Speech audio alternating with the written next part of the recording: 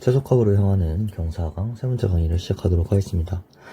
저희가 저번주는 뭘 알아봤냐면은 그레디언트 디센트를 이용해가지고 이제 수렴을 시키려고 할 때 이제 수렴 속도가 어떻게 되느냐에 대해서 알아봤고, 이제 그때의 안정 낙하할 때 리니어 컨버전스 속도가 어떻게 되냐, 그 다음에 백트래킹에 대해서 알아봤었죠. 자, 이제 그레디언트 디센트를 조금 더 발전시킨 방법들을 볼 거예요. 그러니까 머신러닝에서도 이제 자주 쓰이는 모멘텀, 그리고 더 나아가서 아담까지 볼 수 있도록 우리가 공부를 해보도록 하겠습니다. 맨 처음에는 이제 모멘텀이라는 방식을 다루는데요. 머신러닝 조금 해보신 분이라면 모멘텀 한 번쯤은 들어보셨을 거라고 생각을 합니다. 자, 아주 간단하게 써놨어요. 자, 우리가 이렇게 경사로에서 이렇게 공을 굴려요. 공을 굴리면은 얘가 일정한 속도로 이렇게 가나요? 그렇지 않죠. 이전 속도에다가 중력 가속도 9.8 중력 가속도를 받아서 얘가 점점 빨라지잖아요. 이전 속도를 받아가지고 여기서도 경사강법을 이용할 때 우리가 이전의 속도를 포함시키면 어떨까라고 생각을 해서 적용을 시킨 게 모멘텀 방법입니다. 자, 공이 언덕에서 구를 때 우리가 지그재그로 움직이지 않고 운동 방향을 유지하죠. 그러니까 이전의 운동 상태를 어느 정도 관성으로 이끌고 가잖아요. 근데 우리가 얘를 지금 업데이트를 할 때는 방향이 어떻게 되냐면은 등목 컨투어에서 봤을 때 이런 식으로 업데이트가 됐잖아요. 근데 이전에 이제 이동했던 것도 포함을 시켜가지고 업데이트를 추가적으로 하겠다라는 겁니다. 자, 그래서 우리가 기존 그레디언트 디센트 식을 다시 한번 써보자면은 xk 플러스 1에 xk에다가 xk에서의 그레디언트를 곱해서 스텝 사이즈만큼 업데이트를 해줬죠. 자, 근데 여기선 다른 점은 자, 요 같은 경우는 똑같은데 이 그레디언트를 다르게 계산을 해줍니다. 이 그레디언트를. 자, 그레디언트가 여기 있는 건 똑같아요. 똑같은데 이전에 그레디언트를 베타만큼 포함을 시키고 현재 그레디언트에다 더해가지고 지금의 운동량으로 사용을 하겠다라는 겁니다. 자, 그래서 요거를 제가 한 식으로 합쳐보면은 어떻게 써줄 수 있냐, 마이너스 s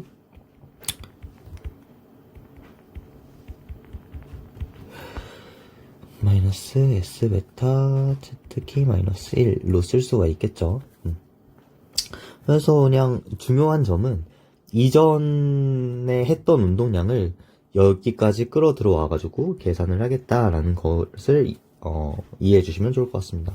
자, 그러면 이게 효율이 어떻게 됐는지 한번 계산을 해봐야겠죠. 우리가 그레디언트 디센트에서는 수렴 속도가 이렇게 됐다는 걸 우리가 알았으니까 그 모멘텀에서도 우리가 수렴 속도가 어떻게 이렇게 되는 걸 알았는데 모멘텀에서는 수렴 속도가 어떻게 되는지도 알아봐야겠죠. 자, 우리가 미니마이즈 하려는 거는 양의 정부 행렬을 가진 해당 fx 2차식이에요. 2분의 1 x 트랜스포즈 sx를 가지고 이거의 그레디언트는 xx가 되겠죠. 자, 계산을 좀 쉽게 하기 위해서 우리가 이런 식으로 써줄 거예요. 요거 뭐냐면은 양의 정부 행렬에서의 그 고유값 벡터를 이용해가지고 고유값 분해를 한 거죠. 그래서 각각에 대해서 고유 벡터에 대한 개수를 이렇게 써줄 수 있고, 우리의 목표는 뭐냐면은 이 그레디언트가 0이 되는 어떤 x를 찾는 게 그냥 계속 똑같은 목표지만 우리가 계산을 쉽게 하기 위해서 이렇게 고유값 벡터, 고유값 분해를 통해 가지고 표현을 할 겁니다. 자, 우리가 C랑 D라는 놈을 업데이트를 할 건데, 자, 똑같이 보면은 요게 지금 원래 그레디언트 디센트 식이었어요. 다시 한번 보면은 자, 이게 현재죠. 현재 그레디언트에다가 이전의 그레디언트에다가 현재 그레디언트를 이제 더할 건데, 여기가 모멘텀이죠. 이전의 그레디언트를 우리가 포함시켜서 계산을 베타만큼 포함을 시켜가지고 계산을 하겠다라는 거죠. 그쵸? 그때 요 비율로 이렇게 계산이 된다라는 거고요. 자, 이거를 그냥 똑같이 써준 거예요. 얘를 이런 식으로 뒤집어서 사용을 할 수가 있겠죠. 얘는 이제 그레디언트 디센트인데 요거를 이용해가지고 지금 모멘텀 개수가 추가된 것을 우리가 확인을 할 수가 있죠. 자, 그래서 얘를 우리가 매트릭스로 쓸 거예요. 매트릭스 쓰면은 다음과 같이 나오게 되고, 이제 우리가 요거를 없애주고 싶으니까, 왜냐면 CK랑 DK 플러스 1만 남겨두고 싶으니까요. 역행렬을 곱해주면은 다음과 같은 결과가 나오게 됩니다.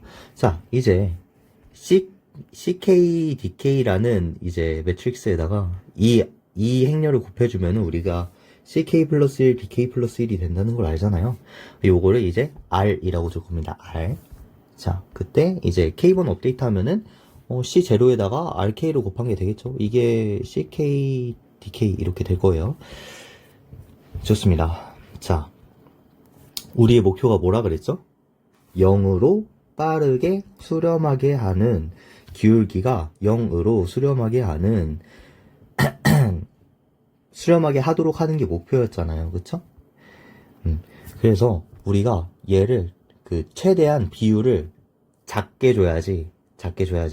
그러니까 고유값이 이 행렬을 대표할 수가 있잖아요. 에이젠 밸류가. 그쵸? 이 행렬을 전체적으로 대표하는 고유값이기 때문에 얘를 최대한 작게 줘야지 업데이트가 굉장히 많이 되겠죠. 그쵸? 그래서 이 R이라는 놈의 고유값을 최대한 작게 하는 요 매트릭스의 고유값을 최대한 작게 하는 S랑 베타를 선택을 해야겠죠. S랑 베타 같은 경우는 하이퍼 파라미터니까요.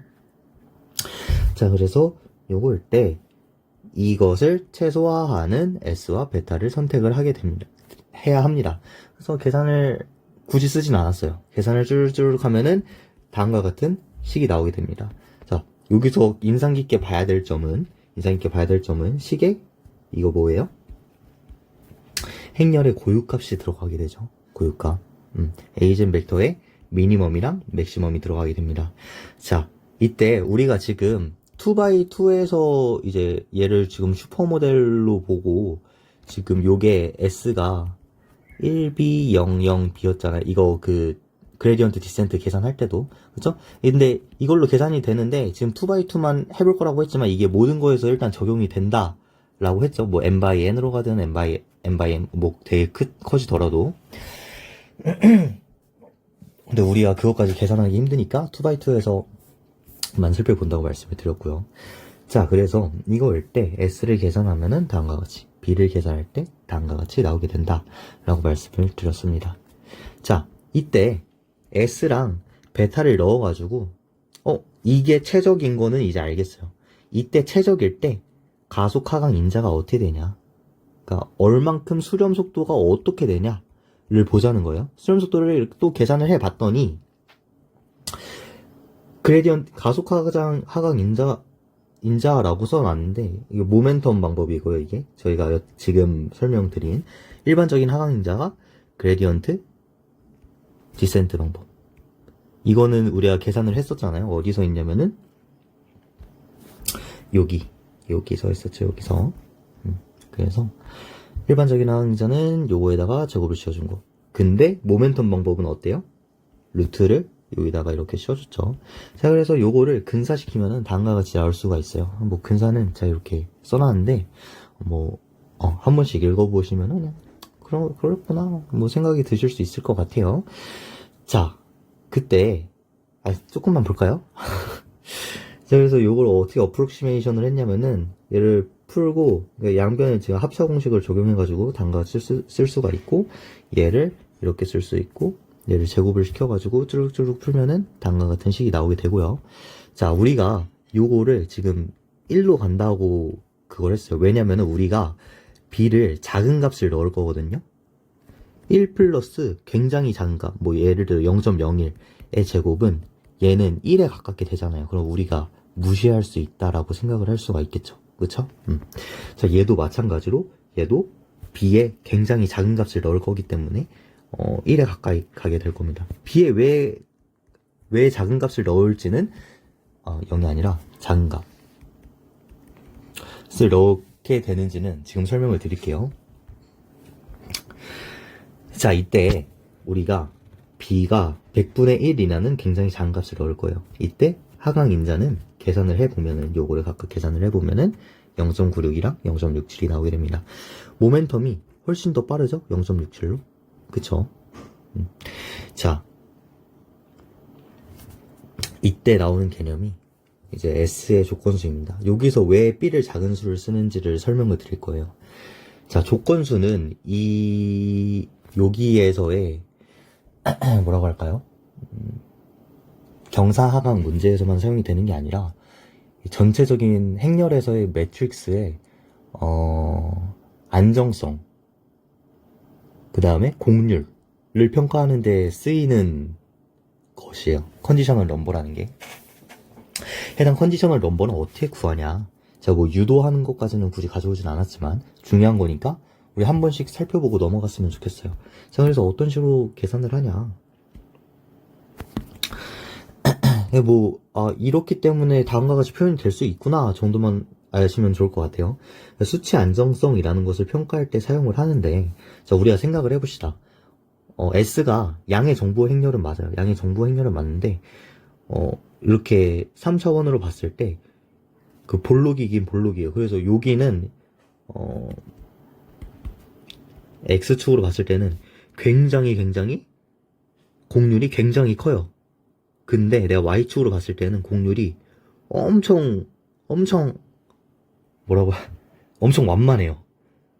그러면은 우리가 그레디언트 디센트를 할 때 직관적으로 봤을 때 얘가 엄청나게 지그재그로 내려가겠죠? 그쵸? 수치적으로 굉장히 불안정하겠죠? 그리고 그냥 직관적으로 봤을 때 곡률이 크게 달라요. 그러면은 수치적으로 굉장히 불안정하겠죠? 이 행렬에 대해서. 그쵸? 이것을 우리가 어떻게 알 수 있냐면 수치적 안정성을 해당 행렬에 대해서 람다 미니멈분의 가장 작은 고유값분의 가장 큰 고유값으로 표현을 할 수가 있습니다. 여기서는 지금 그 S를 100B로 두었기 때문에 다음과 같이 계산을 할 수가 있고요. 우리가 이제 요거를 S의 조건수라고 부를 겁니다. 자, 요거는 다음과 같이 표현이 될 수도 있대요. 얘도 처음 보는 애들이에요. 이제 얘는 뮤라고 있고 얘는 L인데, 뮤는 강한 볼록성 상수고 요거는 립시츠 컨스턴트, 립시츠 상수라고 부릅니다. 요거 뭔지를 알아보기 전에 요거 한번 설명 들었던 것지만 한 번 더 읽어보도록 합시다. 자, 조건수가 크다는 것은 결국에 이 람다 맥스랑 람다 미니멈의 차이가 크다는 거죠. 그쵸? 수치적으로 굉장히 불안정해요. 왜? 곡률이 크기 때문에. 곡률 크기 때문이 아니라 곡률의 차이가 굉장히 크기 때문에. 그쵸? 그렇기 때문에 그레디언트 디센트를 업데이트할 때 오랫동안 진동하기 때문에 불안정하다 라는 거고요. 자, 조건수가 작을 때는 수치적으로는 안정하고 곡률이 일정 범위 내에 있다라고 설명을 드릴 수가 있겠죠. 자, 그래서 B가 1에 가까워질수록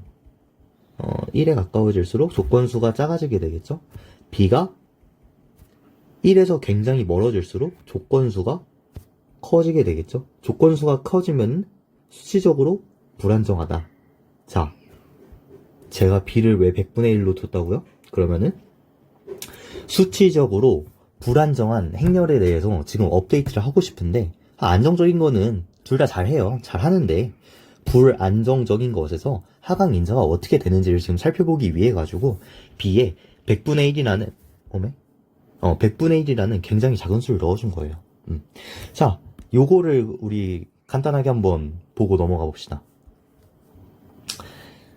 자, 립시츠 컨스턴트라는 것은 그레디언트가 얼마나 빠르게 변하는지를 측정하는 상수인데요.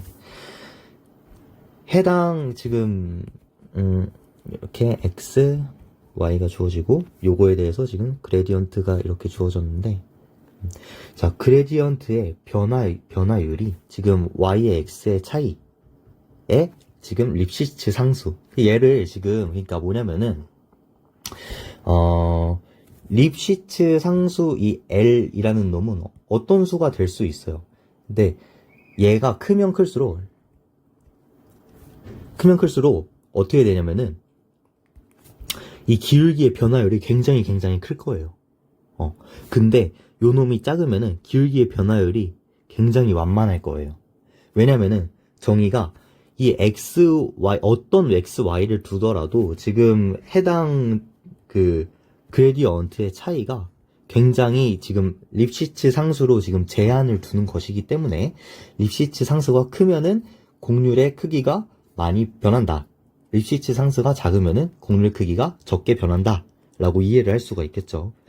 자, 다음 Strong Convexity Constant. 얘는 함수가 얼마나 볼록한지를 나타내는 상수인데요. 자, 2차식에 얘를 이제 2차식으로 이렇게 풀의 변환이 아니죠. 테일러 흡수를 사용해가지고 표현을 했을 때 다음과 같이 2차식까지 표현을 할 수가 있겠죠. 제가 저번에 설명을 드렸지만 이런 그래프가 있을 때 하나는 요걸로 근사했고 하나는 조금 더 완만한 요걸로 이렇게 근사를 했었죠. 자, 이때 볼록성으로 지금 이런 그래프가 있을 때 이렇게 그렇죠? 지금 요거의 지금 곡률은 뭘로 정했었냐면 그때도 이 2차식에서의 요 값으로 정의를 됐었죠. 그쵸? 자, 그래서 이 뮤값보다 크다. 항상 이 그래프 위에서. 그쵸? 곡률의 하한선을 정해주는 역할을 할 수가 있겠죠. 이 Strong Convexity Constant라는 놈은 이 하한 곡률 얼마나 굽어져 있는지, 얼마나 이 이계도 함수가 굽어져 있는지를 이제 하한을 제공해 준다라고 생각해 주시면 좋을 것 같습니다. 그래서 결국 다시 생각을 해보면은 제가 설명드렸던 것들과 지금 똑같죠? 립시츠 상수는 지금 어떤 역할을 하는 거냐면 이 그레디언트가 얼마나 빠르게 변화하는지, 볼록성 상수는 함수가 얼마나 볼록한지 나타내는 것이기 때문에 이 조건수의 정의에 이제 부합한다라고 설명을 할 수 있을 것 같습니다.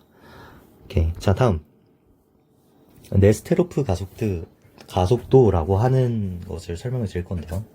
지금 여태까지 어떤 파라미터 업데이트 방식을 살펴봤냐면은 그레디언트 디센트 살펴봤고요. 모멘텀 살펴봤고요.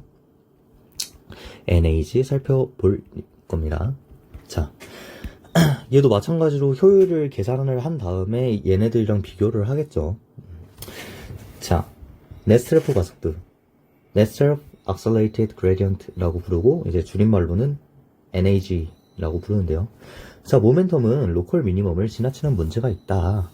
뭔 소리냐면은 우리가 찾아야 되는 게 여기가 최적이에요. 그래서 공을 굴리기 시작합니다. 공을 굴려요. 점점 가속도가 붙어가지고 얘가 여기서 멈춰요? 안 멈추죠? 얘가 여기로 가겠죠? 가다가 어떻게 돼요? 다시 이렇게 가가지고 가속도 붙어서 떨어지고 가속도 붙어서 여기 갔다가 여기서 막 진동하다가 결국 한 점에 멈추겠죠. 이런 모멘텀은 로컬 미니멈을 지나치는 문제가 있었어요. 그래서 네스테로프 가속도는 이거 로컬 미니멈을 지나쳐가지고 너무 진동한다, 이 옵티멀에서. 그렇기 때문에 나는 가속도를 지금 미리 가서 계산을 하긴 할 건데 지금 이전 스텝의 가속도를 계산을 하는 게 아니라 여기는 지금 그레디언트가 요쪽으로 작용을 하기 때문에 요것과 요것을 지금 합쳐가지고 가속도를 어느 정도 제어를 해서 진동을 안 하는 쪽으로 업데이트를 하고 싶다 라고 생각을 하시면 좋을 것 같아요. 자, 그래서 여기서는 총 3가지를 사용을 합니다. 그레디언트 디센트 그레디언트 디센트는 스텝 사이즈 하나를 하이퍼 파라미터로 뒀고요.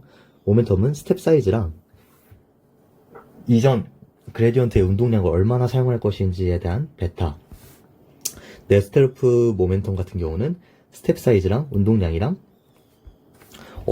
얼마만큼이나 미리 가서 모멘텀을 계산을 할 건지에 대한 이 감마라는 하이퍼 파라미터를 추가를 할 겁니다. 그래서 그레디언트 디센트 같은 경우는 현재 그레디언트에서 구했잖아요. 그쵸? 근데 얘를 현재 그레디언트에서 안 구하고 더 가가지고 그레디언트를 구해서 이제 요거랑 합치겠다라는 겁니다. 그래서 식은 단가 같이 쓸 수가 있어요. 지금 바뀐 부분은 딱 이 정도죠. 이 정도. 여기 미리 가가지고 그레디언트를 업데이트를 하겠다. 얼만큼? 똑같이 스텝 사이즈만큼. 그쵸? 모멘텀은 그냥 쓰던 대로 쓰고요. 요거 써놨는데, 요거까지 계산을 하면은 너무 피곤하기도 하고 할까봐, 딱히 따로 계산은 안 할게요. 안 할게요. 자, 그래서 우리가 요거를 쓰면 대체 뭐가 좋냐? 그레디언트의 추정 정확도가 올라가고요. 왜냐면 미리 가서 계산을 하기 때문에. 그리고 모멘텀과 다르게 진동도 굉장히 늦게 한다라고 알고 있으시면 좋을 것 같습니다. 물론 지금 머신러닝에서는 그레디언트 디센트 안 써요. 모멘텀 안 써요. NAG 당연히 안 써요. 그러니까 아담 혹은 아담 W 이렇게 사용을 하긴 하는데 우리가 그거를 이해하기 위해 이 전 단계를 이렇게 밟아가는 거니까 탄탄하게 하고 넘어가 주시면 좋을 것 같습니다. 네.